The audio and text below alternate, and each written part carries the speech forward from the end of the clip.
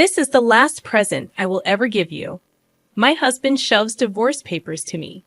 I've decided to marry someone else. So thank you for being a cash dispenser until now. The guy I have been with for so many years turns out to be a horrible person. This is a story of my revenge.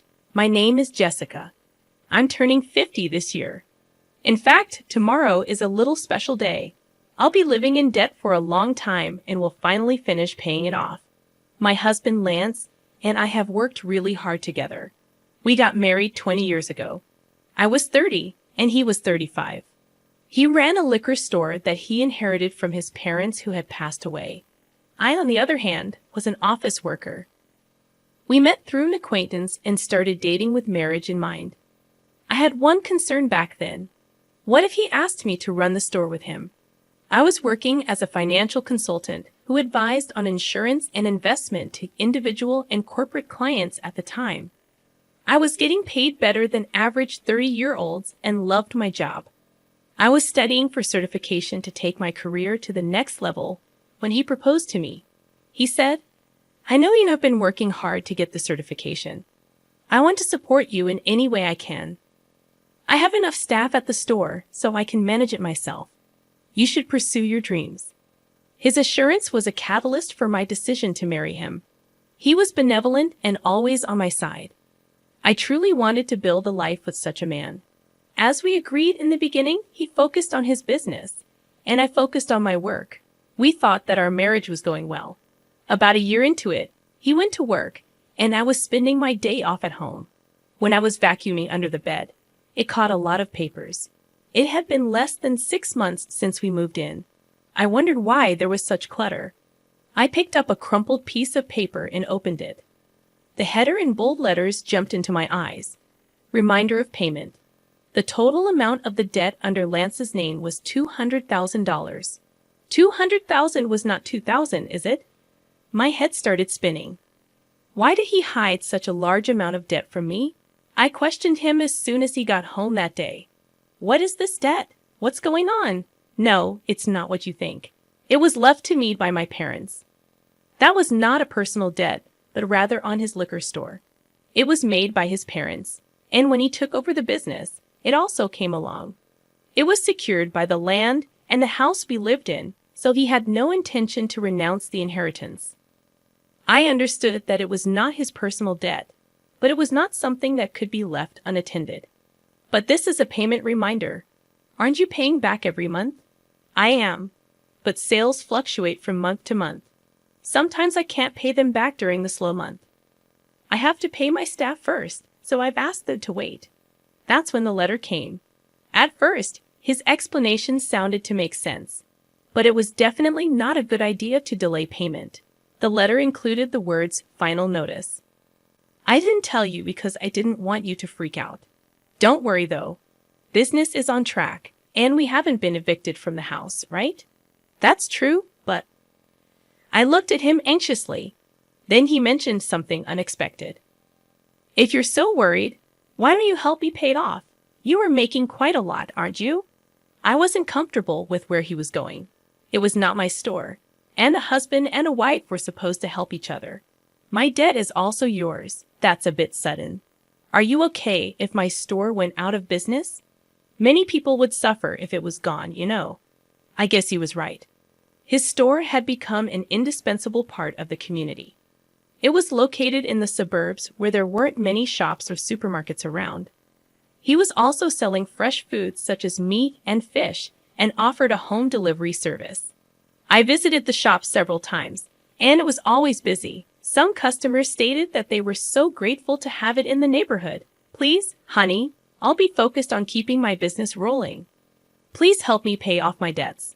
I respected the way he took his work seriously and devoted himself. I didn't want to see his store disappear. I didn't want that to happen for sure. Being married means that we support each other at all times. If you are struggling, it seems only natural for me to help him. Okay, I'll repay back as much as I can every month from my salary. You can concentrate on managing the store. I could help financially, but only he could run it. I was happy that he relied on me above all else. However, it was the beginning of a change in him. About 3 years had passed since I took over his debt. He often came home late. What were you doing until this late? You reek of alcohol. I just had a few drinks with my customers, honey. Did you make a payment this month? For some reason, he sounded condescending. I did last week. Why? The store depends on you. You'd better keep paying on time. Whenever he got drunk those days, he gave me an order. I had taken it as nonsense from a drunkard, but it started to prick my nerves when he did it repeatedly. He made it sound like it was normal for me to pay back his debt. By the way, Matt has a third kid now. I envy him. Matt was his friend from high school. He had his own business, just like Lance. His wife also worked in the store with him. I've been wanting to talk to you about that. I told him what I have been keeping to myself. Don't you think it's time for us to start a family? His reaction was very cold. What? Baby? My business has just started picking up, and we are still in debt. How can we be so irresponsible? That was his stance. I held back my annoyance. Matt has 3 children now, right? We can manage one too. His parents are still well, and his wife works in the store. They are different from us. I couldn't counter that. I'd always thought that I would have children when I got married. My dream was crushed easily, so until I paid off all your debts, we can't have a baby. Well, I guess that's how it's going to be. If you make a lot of money and pay off studies quickly, I will think about it. His mean smile disgusted me, but I felt impatient to pay off the debts as soon as possible. How blind I was. Even though it was an irrational demand, I was still occupied with the thought of starting a family and didn't even think about it. From then on, I worked tirelessly for Lance. I actively obtained qualifications, took promotional exams, and secured a salary increase. I started earning much more than women my age. I even made advance payments, but the debt didn't disappear so easily. I turned 40 before I knew it and had to give up on having children. I thought to myself that I still had my husband and thought he was enough. He relied on me, and I could do anything for him. As long as I still believed that, I remained happy. Lance started coming home later and later as the days went by. He sometimes came back in the morning. I was working in the store, and it was morning when I realized it. I had to go out with a customer, and the next thing I knew, the sun was out. When I saw him working so hard to protect the store, I felt that I had to do my best as a wife too. We were on the same boat, sailing for a better future together. The months and years went by, and the day finally arrived. I was going to make the last payment the next day. For the sake of the debt, I had to pass on all sorts of luxuries I didn't need to do so anymore. I could finally spend my hard-earned money the way I wanted. I realized that ever since I got married, I had been thinking too much about money. We had never taken a vacation or even dined at a nice restaurant. We were still in our 50s. I hoped to finally enjoy such things from then on. On the day the last payment was due, I took a day off. I prepared a more opulent dinner than usual, complete with a bottle of wine and Lance's favorite chocolate cake, intending to celebrate a debt-free life together. When he returned from work, I laid everything out on the table, remarking, "Finally, it feels like it's been a long time. But the last 20 years have gone by so fast. Haven't they, honey?"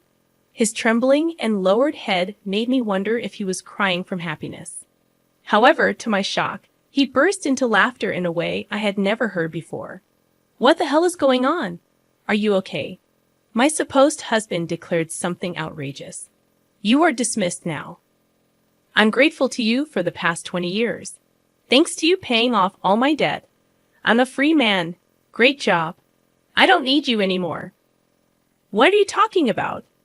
I genuinely had no clue. He pulled out something from his bag. "This is my last present to you." Bold letters of a divorce petition stabbed my eyes. Proudly, he continued, "I've decided to marry someone else. So you are no longer of any use to me. Thanks for being my cash dispenser until now. You're getting remarried? Have you been cheating on me all this time?" I recalled his habitual late returns, citing work or socializing. While I toiled to pay off his debt, he was nowhere to be found. His expression remained smug. I will never read that unfaithful. I have already found the next potential wife. I want to divorce you and marry her. That's why I have been waiting for you to clear my debt. Tears welled up at the absurdity.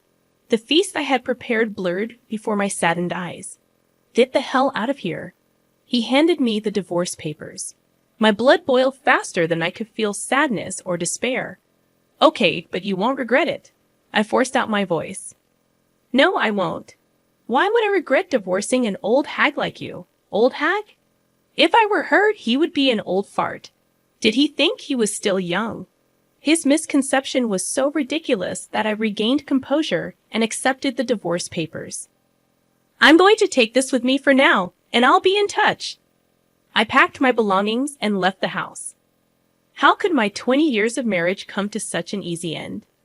Finally alone, I shed tears of emptiness and frustration. Later, I asked my attorney for a divorce agreement, sending it to Lance. I also requested a background report on his bride-to-be. Shortly after, he called me. Hey, Jessica, what the hell is this document? He sounded furious. I could imagine his face turning bright red even over the phone. Contrasting his fury, I remained calm. That is a divorce agreement. What about it? I know what it is. What I'm talking about is this loan agreement.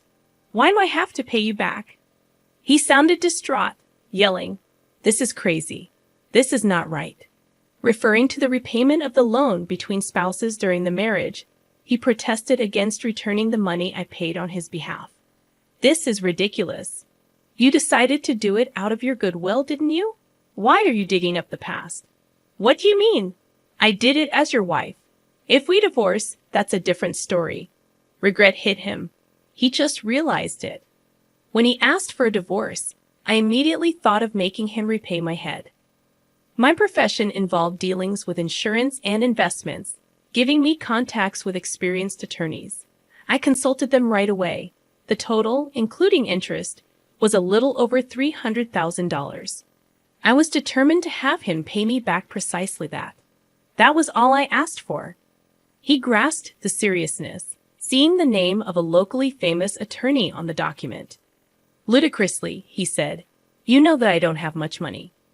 Sell the store to fund it then. If I do that, I won't have anything left. You're only 55. You could still find a job if you wanted to. Give me a break. The conversation made no sense. I wanted to hang up, but there was one last thing to check. How's it going with your new bride-to-be? None of your business. I burst out in laughter. It seemed like he was going through a lot. Good luck. I was about to hang up. Wait a minute. I've decided not to marry her.